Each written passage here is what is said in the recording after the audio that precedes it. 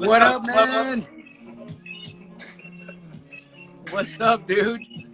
Bro, how you feeling, man? I'm good, brother. I'm good, man. Good to hang with you right now. You're Yes, sipping sir. on something. I'm sipping on something too. Look, Hello, hello. What you sipping on, my brother? it's nothing crazy, man. It's just some guayaba drink. You know, just trying to stay hydrated with this There we go. crazy cold, with this crazy heat out here in Cali. Oh man, I'm sipping on some bamboo rum. Shout out to 17 Brands Ballet, Oh, man. We never okay. tried that. What is that, Taste. brandy? Is that brandy or what is that? It's a rum. Oh, it's a rum. It's a rum. Oh, okay. It's a rum. It's a rum. It's a Oh, rum. you're way ahead of me, man. You're two ahead of me. What's How going you feeling, on, my man? brother? Great to How you meet holding you. up, man, these days? Well, we're just trying to stay positive. Trying to stay positive, man, and look forward to, to another day and just maintaining, man, maintaining. I haven't been able to travel too much, obviously, because of our situation. But being home and, being home with the family, with the kids, with the wife, and just trying to enjoy every bit of it, man. And, doing a lot of reflecting Right. as I'm home. Right. But I've been in the studio too, man, just, continuously working, trying to stay busy and, doing these virtual concerts, which is, it's like the new norm right now, the new thing. Yeah, you had a show the other night. I got a chance to catch some of it. I was never Oh, watching the whole dope. thing. I got a chance. I'm gonna go back, and I know I got like a week to watch it all. So I'm gonna go It's back a whole and week, watch yeah. it. But, Yeah. it was very well put together from what I saw. Man, thank you. We had a few technical issues. It always happens. I mean, we're still trying to figure out, the new moves, and with these virtual concerts, it's new to us. So, trying to dial in everything with the audio, with the videos, and the whole nine. It was kind of stressful, man. But we took about an hour or so to get ourselves ready for this concert. Thankfully, the engineers that were there, the audio technicians, were able to, take hold of the situation and make it right. But I want to send a shout out to the fans, man, who were there strong. They were staying there strong, waiting for me until I came up and performed. So it was kind of cool. I was already kind of beat by the time I went up on stage, though. Beat already from the Huffing and puffing. Yeah. I know, but I know it has to be like a huge difference and adjustment. I do concerts myself, so a lot of my supporters been talking to me like, hey, let's do a virtual concert, let's do a drive-in and different things of that sort. So that's some stuff that I've been working on. But just from my view of it, I like a lot of artists that I speak to, it just doesn't feel the same. How is it for you performing for your audience but not physically being there with them? It is a lot different. It is very different. I mean, I would rather very much so be in front of my people, be in front of my audience, in front of my fans, performing in front of them physically. I guess the one thing that made it weird for me was, more than anything, was not hearing the chanting of the fans, the screaming, the singing along to your songs, to your music. But like I said, it's kind of like what we have to work with for now. In the meantime, until things get back to normal. But on the positive side, it's how, I feel like we have to take advantage of these virtual concerts as artists, because it gives us the the ability to stay idle to our fans, stay in front of in front of them, and hopefully for them not to forget about us, because there's so much information, I think, that goes on with all these social medias. People tend to be so distracted with so much craziness that's going on. So I feel like it's a cool thing at the same time for us artists to be able to do these, virtual, concerts. Right, and it's respected at the end of the day as well, because of course, like, it's not, you're not getting paid the same amount of money you would normally get paid to go out and do a show. So for you to just take the time out and the production and everything and putting all that stuff together for your fans. Yeah, It really lets them know that you're staying with them in these times, and there's so much stuff going on in the world. Just to have a little bit of normal, I guess, if you want to say normalcy. right. Yeah. It feels it's a beautiful thing to see, man. I when it comes to these virtual concerts, I don't, this is my second one. The first one was a success. The second one was also a success. I think for me as an artist, we would hope to make a little bit of money on these kinds of things, but I don't normally do it for that. I do it simply to, like I said earlier, to stay idle, to the fans, to stay out there, to stay working, to let the fans know that, we're still here. Right. We haven't forgotten about our, our bread and butter, which is them, the fans. Because the thing is, I always say, like, without our fans, without the people, us artists, we're nothing. Truthfully. Oh. Like, we need our public's support, the public's love, and support when it comes to, our music. So we have to continue, no matter what. We got to roll with the punches, Right. Got to roll with the punches. Exactly. Frankie, I want to take it back to the beginning a little bit. You was a part of Cumbiana Kings. Yeah. Working with AB, Selena Brother. How did that situation come about? Working with the Cumbia Kings was a blessing for me because I was about 21 years old, man. I'm going to fast forward, rewind, rewind back in time a little bit. For the people that are watching right now that don't know where Frankie J came from, how Frankie J came about. I'm, this kid that was born in Tijuana, Mexico, raised in San Diego, California, borderline towns. Tijuana, Mexico, San Diego, super borderline towns, right? So, coming from a very humble home where both my parents had to, work to make a living. It's four of us, in our family. So, both my parents had to struggle a little bit to get us to, to continue, to survive. Music has always been in our blood, with my grandfather playing for the church. He used to sing and play guitar, play violin. And my dad used to sing when he was younger. So he would do a lot of like house parties, weddings, quinceañeras, all those things. Mm-hmm. And but not, none of my family members, like even I have another aunt of mine that used to sing, but none of them ever took it to a certain level, of career wise. Mm-hmm. And as a kid, I was around it so much. My family was such a music loving family that they would listen to everything. It wasn't just Spanish music. It was a little bit of R&B. It was a little bit of like cumbias, like the Cumbia Kings.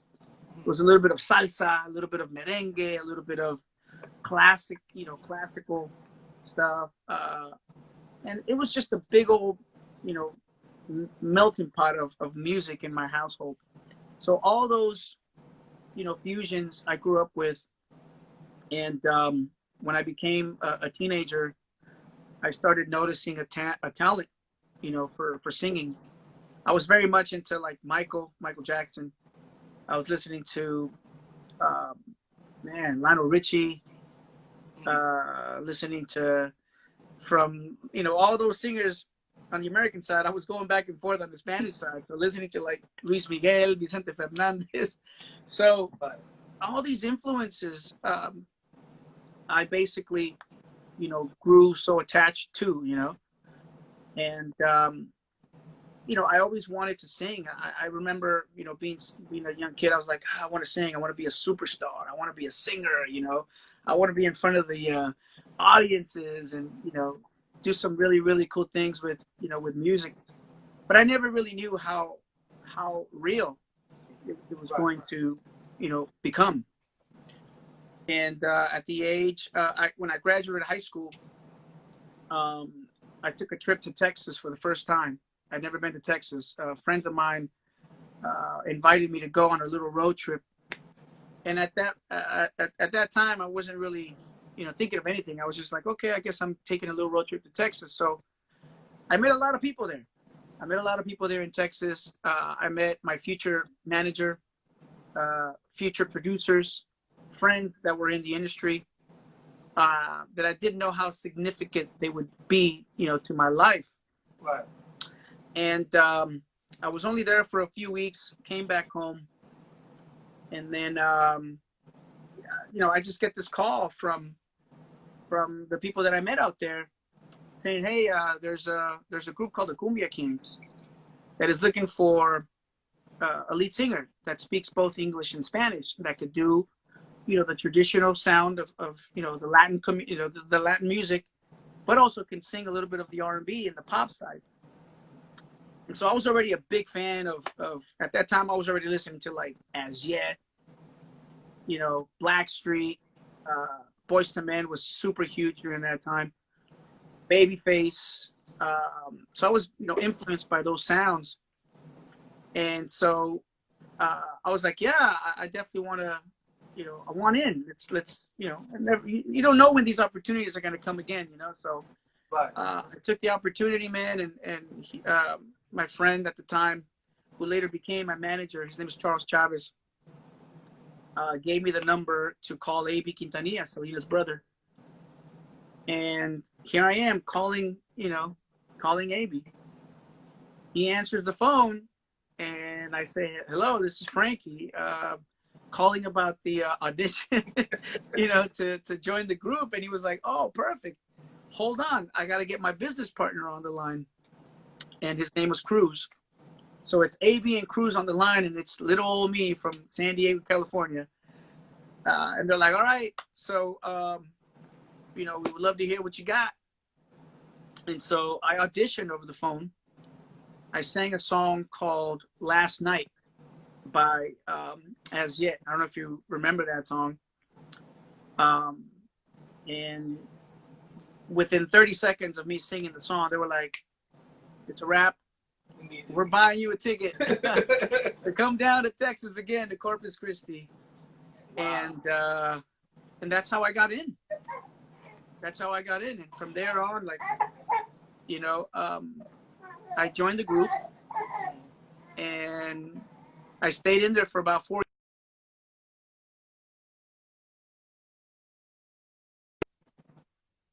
Right.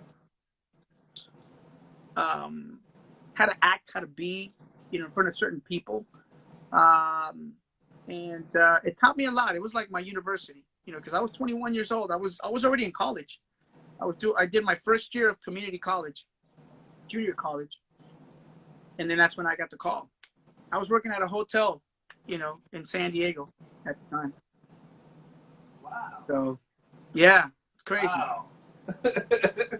Yeah, man.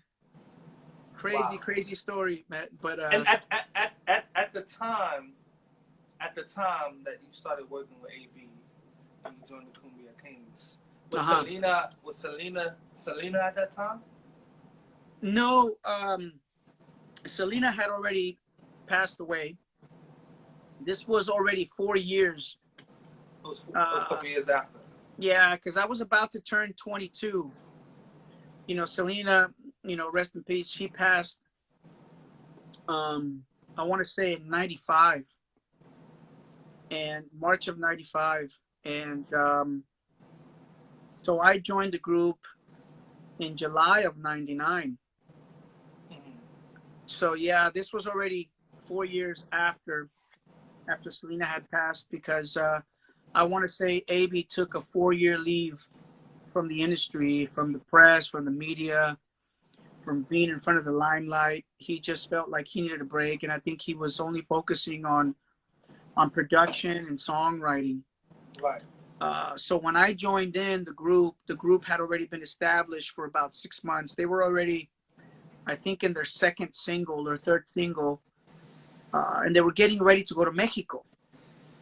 So he needed someone to back him up to speak Spanish.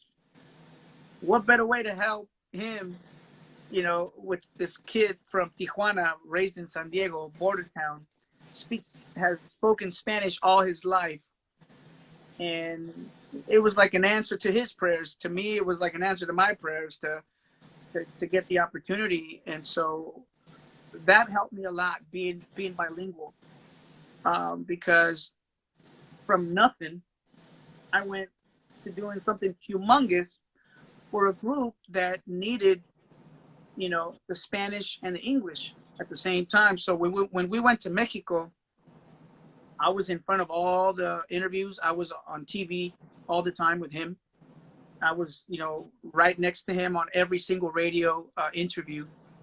I was partaking in every single thing that he was asked to do. He wanted me to come on board because he felt the support from another kid that was younger than him that could speak Spanish and help him at the same time.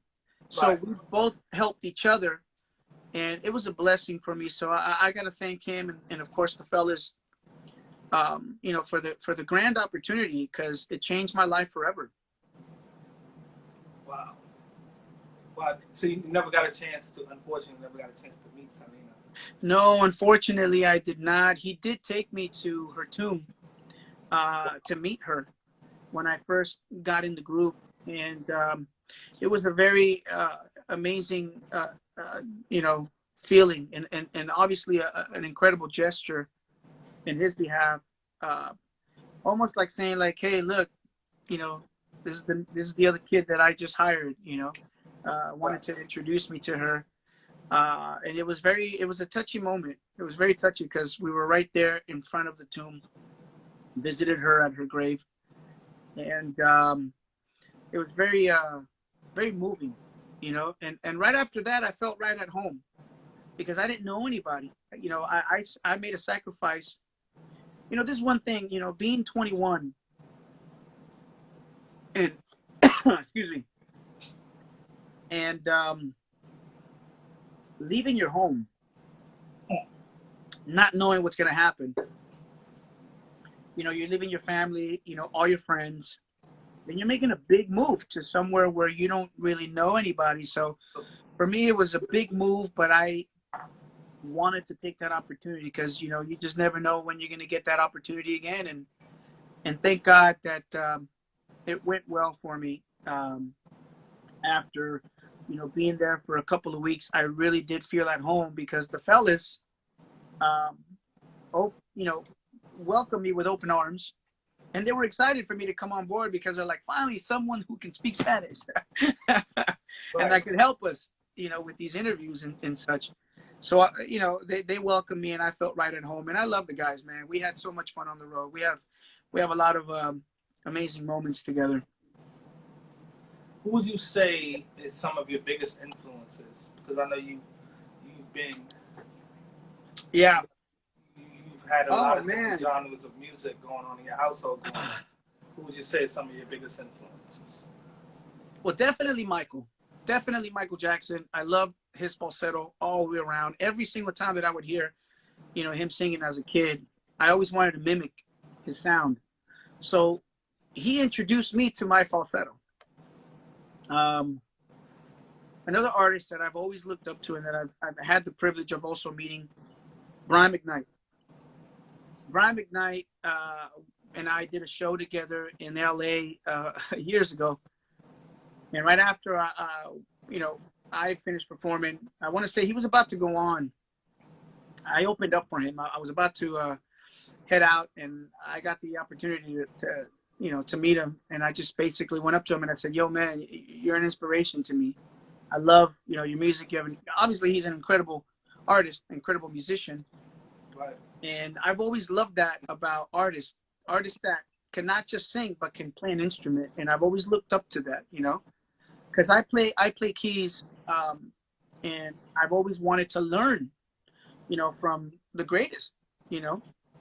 So I remember, you know, going up to him, and you know, he's this tall guy. I'm only 5'7". He's like 6'4". I want to say he's like 6'4" or something like that. Tall, yeah.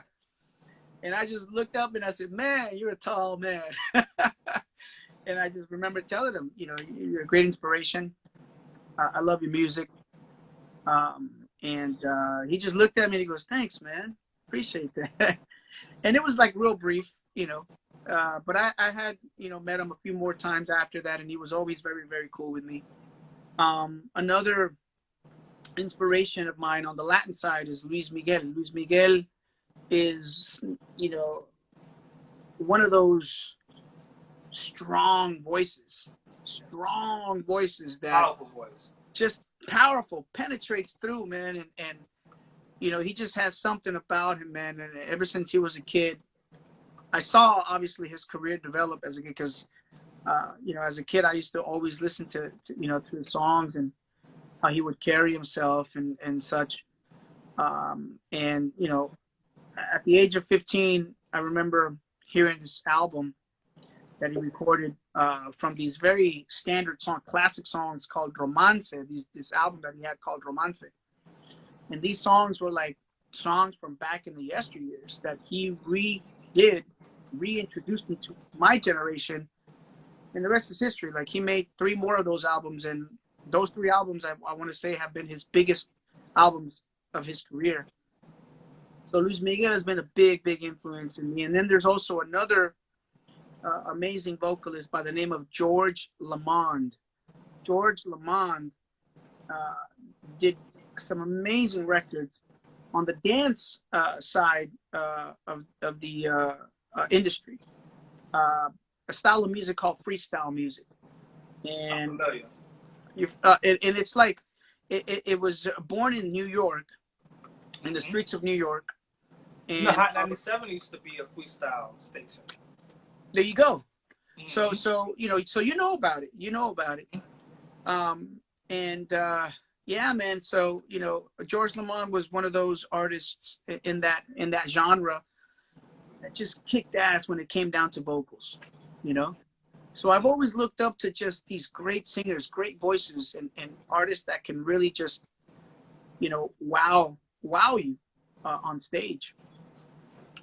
Okay. So yeah. I'll take that. Those are a lot of great inspiration. It's a lot to take in, I know. I want to take it to the one for a second. One of your most successful albums to date. What do you remember most about recording that project? A lot of great moments recording that project. Actually, the one album was my second album with Columbia when I got signed to Columbia. I remember being saved by that album because, you know, you gotta understand, major labels, once you have your first hit, of course they want you to have, you know, that next big second single, big second hit. And I remember we were coming off the album What's a Man to Do, which was my very first album. Love that album too. Thank you. Which was, you know, very fun to make. And it was such an experiment for me. Don't Want to Try was the first single of that album. So when that album went top 10, we were trying to figure out what the second single would be. I had a song called Sugar Sugar with a very good friend of mine named BabyBash. Of course. That single was supposed to be the second single for the album What's a Man to Do. But it became Bash's record. But check this out. This is what happened. So many people don't know about this. Whenever I do talk about it, it's definitely something to listen to because this was supposed to be my second single. Sugar Sugar, me and Bash wrote it here in San Diego. Bash came from, I want to say from Vallejo, where he's originally from, visiting family, and we were going to, you know, set up studio time to work together. So we did. There was a friend of mine from Chula Vista here in San Diego that had a home. He was living with his parents at the time, and he had a little setup. And he goes, hey, if you guys are going to work, then you guys are more than welcome to come to my house and work in my studio, a little setup studio. Now, mind you, that's where I had recorded Don't Want to Try. It was the same little room, same little closet full of clothes, one microphone stand. Right outside that little, closet was his setup. My friend James Galvez, his setup was on the side. So we were like, all right, cool, let's do it. And I told, I told Beesh, because at the time it was BabyBash, not BabyBash. So I told Beesh. What was his name at the time? BabyBash. That was his name at the time. And so I told Beesh, Bash, I said, my buddy has a studio. You want to just work there? And he goes, I don't care, wherever. Let's just work. And so we did.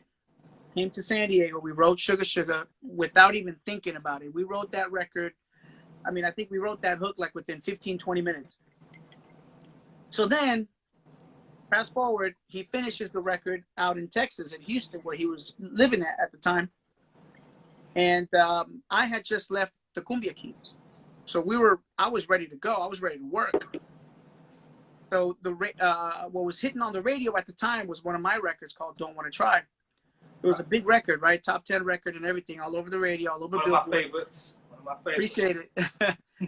And so now we were like thinking, okay, what's the next single? So me and my manager showed Sugar Sugar to Columbia.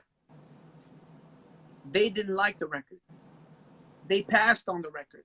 They said, Frankie does not sound good on that record. We're passing. Give it. Sugar Sugar. So my manager goes, what do you want to do? Like, do you want to buy the record from Bash? Or do you want to, so you could work the record yourself and put it on your album? Or plan B, he goes, what if you just let Bash have it, but you're featured on the record? And then Universal can sign Bash to a major deal. And then once that happens, you guys can both tour together. So I said, it's a win-win situation. That's the plan. That's the way we should do it. So that's how it went. Bash got signed with Universal Records, now Republic.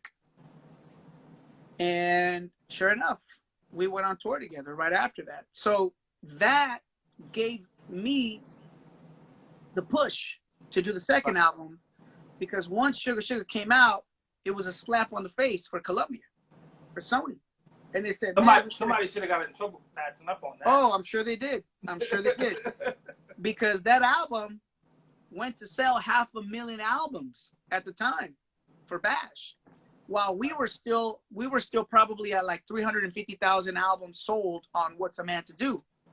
So he went gold, while my album was barely going to sell gold, So someone definitely got in trouble. And but thankfully, because of that move, they decided to do a second album with me, and that's when The One came about. Mm-hmm. And Columbia got fire on their ass, Of course. and that's when they started putting me to work with other writers, other producers. And so that's when the whole Obsession deal came about. Now that record was my favorites. Okay. Don't Want to Try first. Obsession is number 2. Sugar Sugar is number 3. I'm just letting you know right now. There it is. Appreciate it. Obsession was a record that was supposed to be for Bash. So you see where I'm going now? Because Bash was actually first called to do a feature on that song with another group overseas. I want to say they were from Florida, but they were in Germany at the time. They had signed a deal in Europe. It was a group called Third Wish. That's the name of the group. So they had a song called Obsession. They had remade that same record. And then the label Universal that had Bash, they said, well, why don't we give this record to Frankie J so that it could be his first single for his second album, The One, and we'll leave Bash on as a feature. We'll have Frankie redo it with the same producer, with Happy Perez, who produced Sugar Sugar for me and for Bash. Yeah, shout out to Happy Perez. Shout out to Happy, incredible producer who's now moved on and done, production for Miguel, for Ariana Grande. I mean, you name it, all these different amazing artists. And so here we are, let's work this record out. And, we give it to Happy. Happy did he tried producing it twice. The first time around, it was kind of too rockish because he's a big rock fan, Happy P. So then I told him, go back to the drawing board and give me more of a pop R&B vibe. So that's exactly what he did, and that's what you hear now. And it all worked out. It was like an eye for an eye, helping each other out, and we kept touring. Those years. Listen, the label wanted that record, especially after they passed up on Sugar Sugar. Somebody had to make right, But you guys have amazing chemistry together, man. Like, Thank you. Even I listened to Sangria, man, and you guys had amazing chemistry on that as well. Like how did you guys? Because I know that when BabyBash first started, he was a little more rough, around the edges in his music. He wasn't giving you those sugar vibes when he first started at that time. So how did you guys really? The process of coming together and making such great music, was it a challenge or was it like a match made in heaven? Every time that me and Bash ever get together in the studio, it's like a hand in glove. I mean, we mesh so good that we just start working on a song right away. Like, we don't even think twice about it. Me and Bash met while I was in the Cumbia Kings and while he was with SPM on the Dope House Records label. And we were always doing shows together, the Cumbia Kings and SPM at Dope House, because we're both residing in Texas. Yeah, Texas. You get a mixture when you get the concerts. You get the hip hop, the R&B. You make a little bit of salsa in there. You get all kinds of stuff. And we were getting some of the South too, like some of that South, vibe and fusion. And we were just learning so much, music wise. But yeah, that's how we met. That's how we, collaborated. We're always cool with each other. And the cool thing about us is we're Cali boys living in Texas. Right. Because he's also from California. He's from Vallejo. And I'm from San Diego. So he's a little more up north than me. I'm south in Cali. But I think that's what kind of helped us, work well together. That we're both Cali boys living in Texas, taking sacrificing our families, leaving our families to, develop a career in a place where we didn't even, know anybody. And so, I think that helped us a lot, and it brought us, closer together as friends. I mean, to this day, he's like a brother to me, and we're always working on something. As it is, he's got a record that just came out called The Bash Tones. We have a song called Tears on My Heart that we wrote while we were in Dallas before a show. We went into a studio and recorded a record before we went on stage. So our chemistry has always been impeccable and has always been fun whenever we're in the studio together. Yeah, it reflects in the music, man. No disrespect, but you can't mention Frankie J without mentioning BabyBash. Right. BabyBash without mentioning. And vice versa. You mention any one of you guys, and the other one automatically comes to mind, man. Right. And what's crazy is on the marketing side of that, whenever we were touring together, whenever we did anything together, people would always say the dynamic duo. Even though we have separate careers, like he's got his own thing going, I have my own thing. But, for some reason, obviously we have two major hits together. A lot of people thought that we were this duo, and we never were. We were always, separate in our own careers. But I'm not mad at that. Like, I'm actually cool with that because that's how the world knows us now. And I don't mind it at all because he's a brother. He's a brother to me. You did a lot of stuff. You did a lot of great music, late on label, and then you went independent. You did a lot of great music as well. And I've seen that you've had great success being independent as well. But how was that transition for you going from a major to an independent? That's a good question. It was tough.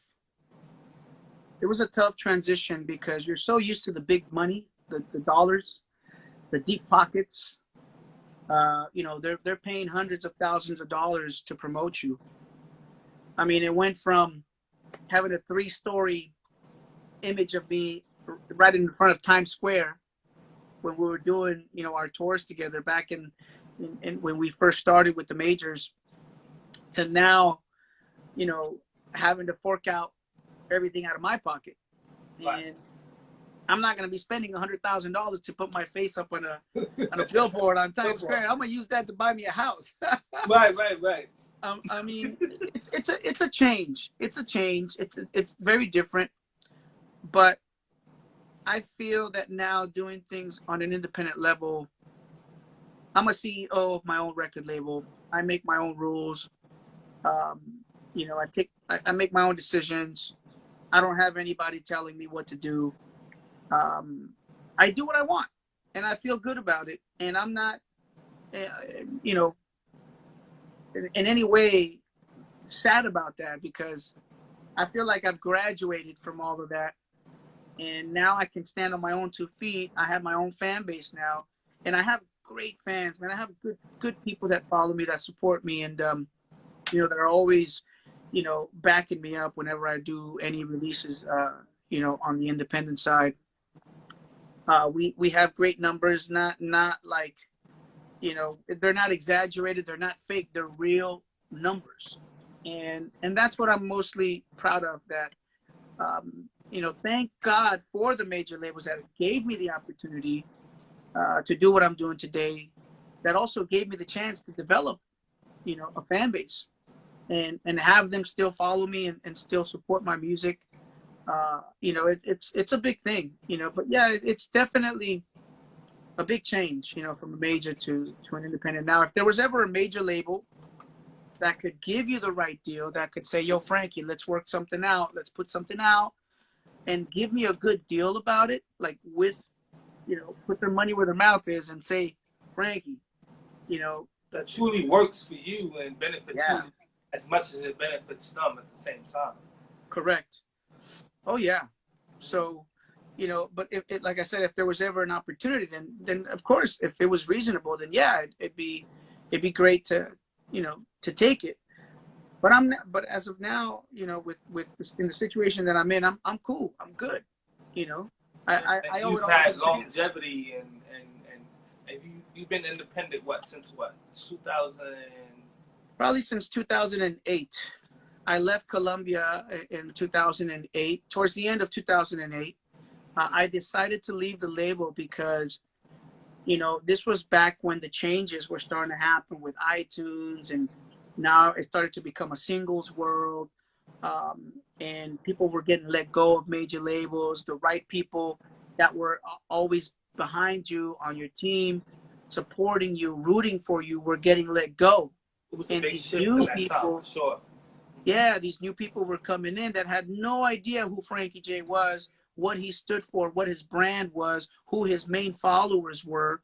So they were like kind of pushing you to the side. And I definitely felt that towards the end of my, you know, residency with Colombia. So that's why I decided to leave. And they let me go. They let me go. It was a bittersweet thing for me at the same time. But then that's when I started learning about the independent side. I started teaching myself to stay strong, to stay focused, and started talking to other people in the industry to tell me, like, what should I do now? You know, because, you know, we still have to, you know, figure out ways on how to, you know, keep ourselves out there, you know, Right. and support our family, because this is all we know, you know. Right. You know, at a time like that, you know, most people are like, "Hey, you crazy. You know, you crazy for leaving." Oh yeah. Able at a time when, you know, you're moving and taking that risk, but you leaving was probably one of the greatest moves you ever made. Oh yeah. He was able to continue your career and be successful independently and learn more about the business, you know, as well at the same time. You know, I looked at your credits, right? And I noticed that you've written majority of your records. Yeah. Take me just a little bit through of your songwriting, of your writing process. My writing process I always have to go from within the heart. It's got to be something real to me. If it's something that I'm trying to make up in my mind, it's tough to really write from the heart. It's got to be something that has happened to me, that I've lived, that I've experienced, that I've felt, or else it's not going to resonate with the world. You know, it's not going to, it just won't come across the right way. So whenever I sit down to write something, it has to come from the heart. You know, I feel, you know, my kids, you know, my son, you know, he's into music, and, you know, he'll be in the studio every now and then, you know, with me, or if not, by himself. And he'll do some writing, and sometimes I'll question it. I'll be like, hey, where's this coming from? He goes, oh, I just want, you know, thought about something cool, and you know, it sounds good. You know, but I always tell him, I said, if you're going to do something, if you're going to write a song, make sure it comes from the heart, because that's when you know it'll connect with the people. So I've always been taught that. Like I said, you know, when I was with the Cumbia Kings, I witnessed that with AB. Whenever he would do some writing or work with different people, I noticed, not only with him, but with other people that I've worked with along the way, everybody has always said, write from the heart. Don't make up the stories, you know, unless you know you're going to make it up, but you're going to be a damn good writer about it. You know, you're going to be convincing. So you got to sound convincing. Believable. Right. Yeah, believable. And so, you know, for me, you know, a lot of my songs that have been on the Billboard charts are probably have been personal to me. Don't Want to Try, Daddy's Little Girl, How to Deal. Even a couple of the covers, like More Than Words, I felt that. Even though it was a cover, I felt that. And it was something that I really wanted to sing from the heart, you know? And so, you know, I think that's first and foremost. They just have to, you know, they have to be from the heart in order for it to resonate with the people. Makes sense. Makes sense. I know you just said with anybody you work with, it brings to mind Brian Michael Cox. Yeah. You guys. Brian is a beast. You guys have done great work together as well. Can you talk a little bit about your chemistry with him when you guys pair up? It's you know, our chemistry in the studio was always cool. I remember one time, and I remember this time when I was in LA and we were doing the album Priceless. I think he had just came out of like a 2 or 3 week run of just nonstop working with different artists. And I think it was already kind of burnt out, right? And, you know, working with Brian, he was not cheap. You know, we were paying top dollar, you know, for Brian. And I remember, like, you know, my budget, you know, coming down on you know, as far as the amount that was on the budget. We're like, damn, like we gotta pay Brian this much. So, you know, it was all worth it, every penny, because Brian making more than we make it. He was amazing. You know, he's just an amazing songwriter and amazing producer. And I remember he came up to me and he goes, yo, Frankie, yo, you got any ideas? And I think he was already kind of going through it, like he was stressing about, you know, the work. And I looked at him and I said, Brian, you're the super producer here, man.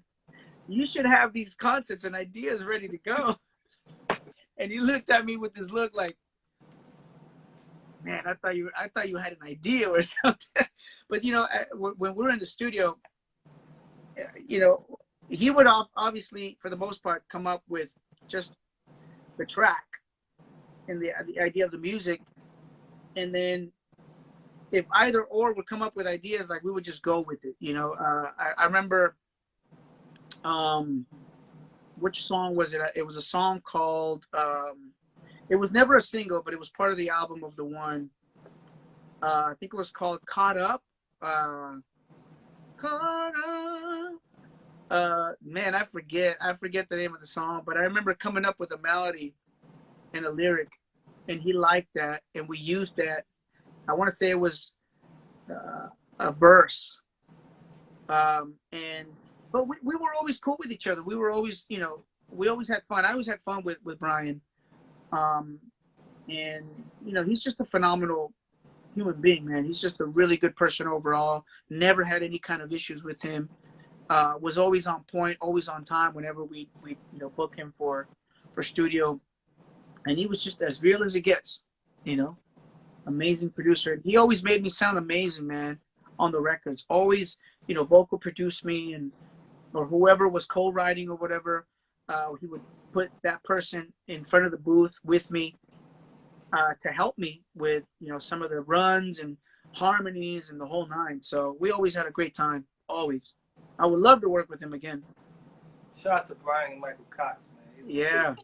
He's the truth, man. B Cox in the building.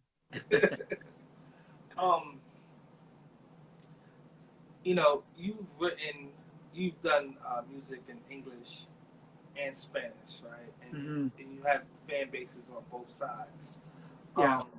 How do you create that balance, between the two fan bases? I never really thought of it that way. I've always just, had fun with both of them. I've always had fun with both of them, and I appreciate both sides of the fence. Like I said, born in Tijuana, Mexico, raised in San Diego, California.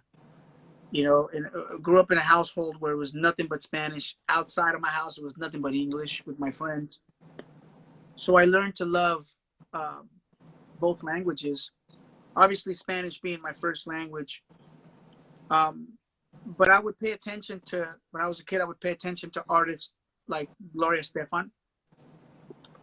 I would pay attention to artists like Carlos Santana, Ricky Martin, Enrique Iglesias, Mark Anthony. And these were artists that came obviously before me, that paved the way, on the pop side, for artists like myself. So when I would see them in the mainstream, I was like, man, I can do that. I can do the same exact thing, and it inspired me. So joining, rewinding back, joining the Cumbia Kings, they were doing just that with the album that they first came out with, called Amor, Familia y Respeto, Love, Family, and Respect. They had recorded some Spanish tunes and then boom, some English songs at the same time. And I was like, yo, this is exactly what I want to do. So when I went and joined the band and I saw the balance between, also Selena, Selena unfortunately did not get to live to see the success of her album Dreaming of You.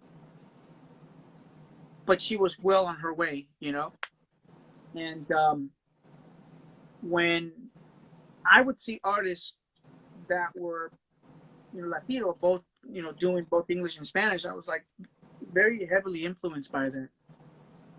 So, and I would see how they would cater to their fans, both English and Spanish. And that taught me a lot. That really did. It taught me a lot. And I learned to appreciate my roots and have a respect, for it. Here I am, this little Mexican kid, singing songs by Drew Hill, singing songs by Jodeci, singing songs by Blackstreet, singing songs, from you name it, Babyface and 112 and all that, and not, being heavily influenced by that sound as well, and later on in life, seeing myself with successful records that had both that influence on Spanish and English. it still boggles my mind that I'm here doing what I love to do, and probably being one of the first Mexican kids to dip into this R&B Definitely. world. I mean, Definitely. if you think about it, one day I was sitting with my manager and he was like, Frankie, who else is Mexican doing R&B music and that has made it to the That's mainstream, true. that has had big hits, that has sold a million or two, albums, and that is still here. And I kind of sat back and I thought about it, and I'm like, well, there's a few. He's like, who? He goes, Who? who? Who but you? Plus As an yourself, artist, man. I'm not talking about as a writer. I'm not talking about as a producer. I'm talking about as an artist.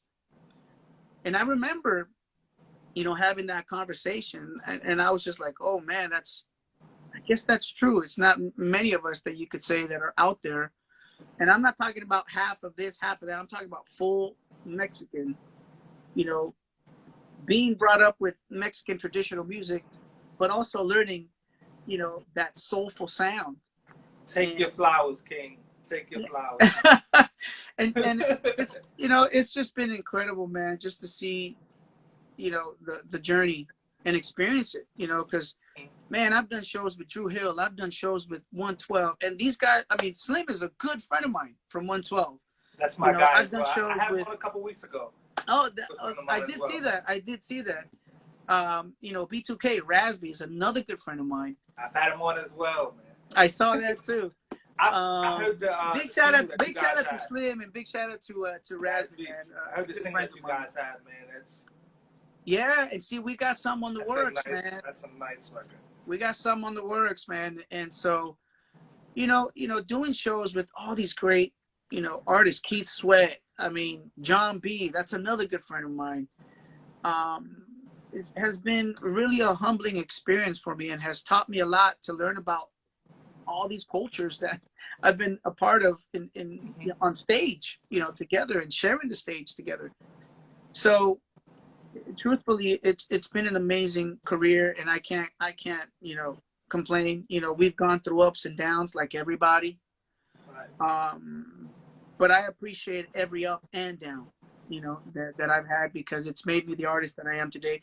Personally, it's made me who I am today, and I'm just grateful. I'm grateful for, everything, the good and the bad.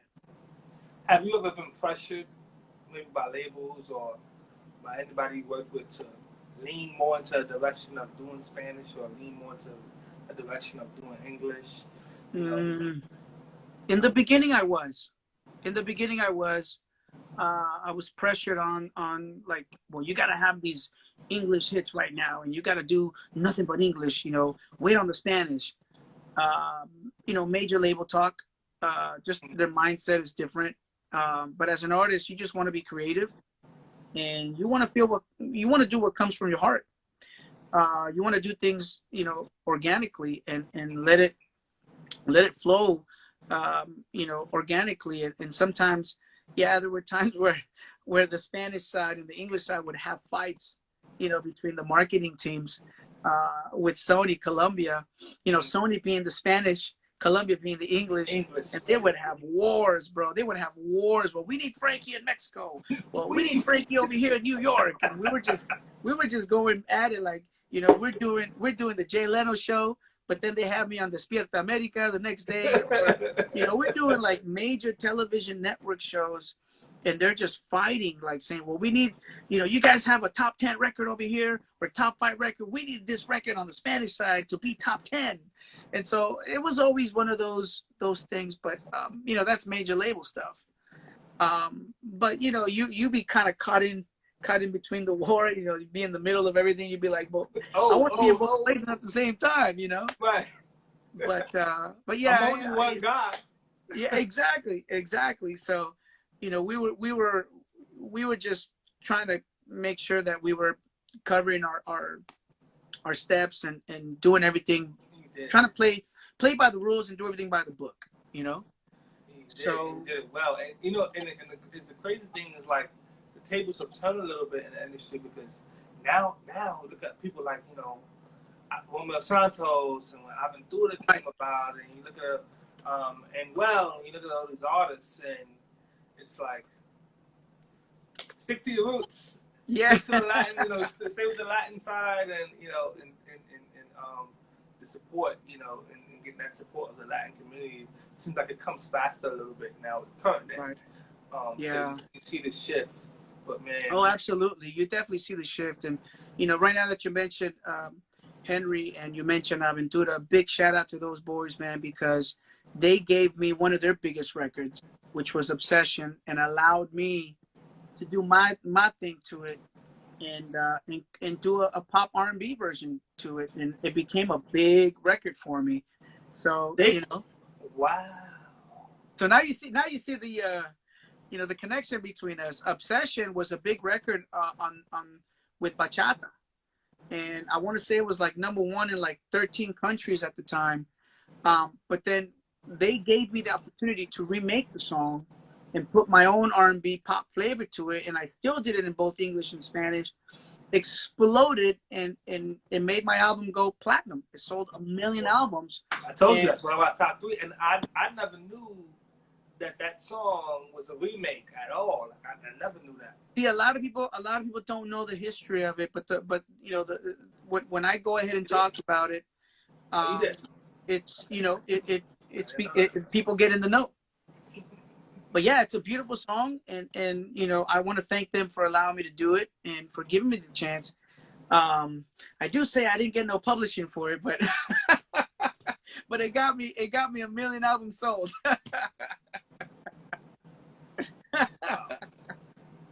But it was great, man. It was great. I know that your last album was a full Spanish album. Yeah, Canciones que recuerdo. Hey, listen, I said that because I didn't want to pronounce it wrong. So I was like, I'm not gonna try to pronounce it. Can you say it one more time? Canciones que recuerdo. It's basically songs I remember. That's the translation. It's basically an album full of nothing but classic, legendary songs by iconic artists. Yes, I've played a few records. Ah, okay. And I heard like the transition, the remakes of the records. So. Oh, okay, cool. So, and what'd you think? Listen, it sounds great to me. Awesome. But my Spanish is not good. So it's one of those things where like I can, because I'm Black, Puerto Rican, and Italian. Mm-hmm. Okay. So my Spanish is not good, but I always like to listen to the music, and I like the sounds, and I just like the words, and understand. And, I try to connect something to it and try to get out of it, and I go look something up and see what this means, and then try to make a connection. Yeah. But I listened to a few of the songs from it, because the last album I had really listened to was Sangria. Okay. I'm more on the English side, and I listened to it, and I was like, oh, okay, these are classic songs.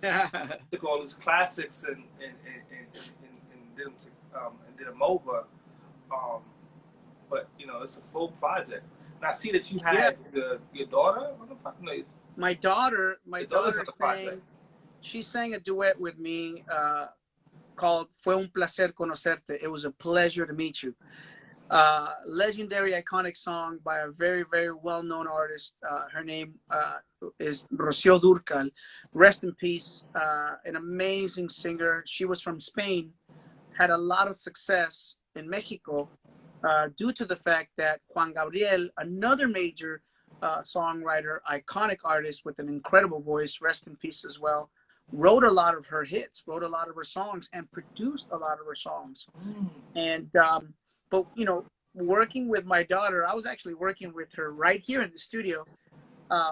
It was tough to convince her because she's always been, she was 14 at the time, still young and still learning, and her thing is listening to the radio and listening to the hits that are out there right now. And when it came down to having her record a song with Dad, it was like, oh, I don't want to do that. I don't want to be in the studio. You're going to make me work hours and hours. But luckily, man, she did a great job. I convinced her. She recorded the song and finished within an hour and a half. And I vocally produced her. And yeah, she recorded this song with me on the album, and I'm proud of it. I'm proud of her. Wow. Wow. So could we be hearing more from her in the future? Oh yeah, I'm sure you will. She's a big fan of her. She's a big fan of. Let me see if I pronounce her name right. Uh, uh, Gina Iko. Janae. Janae. Janae Echo. Janae Aiko. There you go. I pronounced her name wrong. She always makes fun of me because I don't pronounce her name right. And she's a big fan of oh my gosh. She loves it's basically her and the other another female artist. They went head to head for the Grammy. I don't know if you know who I'm talking about. LMA. LMA. Yes. LMA. She has a song. What is it called? Boo. Boot Up. Boot Up. There you go. Yes, Boot Up and a couple other records. Yeah. LMA. There you go. Boot Up. And so she's a big fan of those three. So, you know, she definitely wants to continue doing, you know, recordings and music, but, you know, she's 15 now, and, you know, she's in a whole nother level when it comes to, you know, trying to do anything in the studio. She's like, wants to be with her friends and, you know, do her thing. So whenever she gets out of that, then she'll probably end up wanting to jump into music or something. But yeah, hopefully that'll be nice. Nice. Being that your last project was a Spanish album, can we expect something on the R&B side soon? I'm actually working on one right now as we speak. And I'm well, you know, me and Razby have a song together. Me and a friend of mine named Tyler Conti, we have a song together.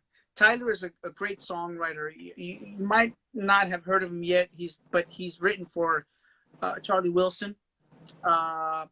He's written for a few other artists, and you know, he was doing the artist thing himself as well, but dedicated his time more to, you know, songwriting. So him and I got a song together, and we've been writing some songs together for my new project. I think I'm gonna title it "Back to Us." It's an album that I feel like I'm dedicating to the fans. You know, simply because, you know, my success came from the pop R&B side, so I'm going kind of back to, you know, to the roots of that. And so I think I'm gonna title it "Back to Us." So this is definitely more for the fans than for anything else. That sounds good, my brother. We're looking forward to it, man. Yeah, man, I'm excited. Personally. I'm excited about it, bro.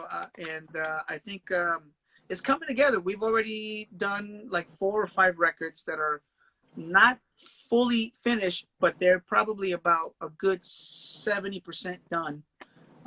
But the ideas are still coming. You know, we're still, as it is yesterday, I was working on some more music, you know, here in the studio.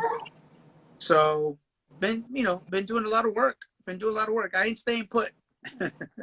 There you go. So you're taking advantage of this downtime and quarantine and, you know, the pandemic, and, you know, I tell people all the time, you know, find something, or, you know, take time out to put into that energy into what you love, you know. Oh, absolutely, man. So I can't stay put. I have to do something. I have to continue to do something. I mean, I know we're living through, you know, this pandemic, and we're going through some crazy times right now, but, you know, we have to try to stay positive. I do believe this is all going to pass. We have to maintain ourselves with a good head on our shoulders and stay strong for our families, man, because, you know, we're the men of the house. We're the glue, you know, of our families. So if we start breaking down, then guess what? Everything else is going to start breaking down. So we got to stay strong, you know? Right. You're going to end up having a pile of bricks on top of each other. There you go.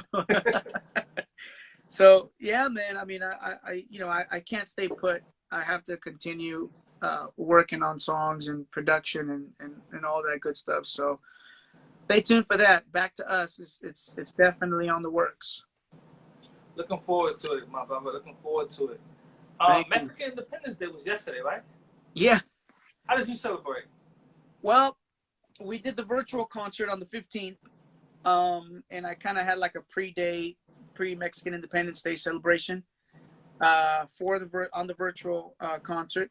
And then yesterday, I didn't really do much, man. Yesterday, I kind of just relaxed, stayed home, and really just enjoyed the family.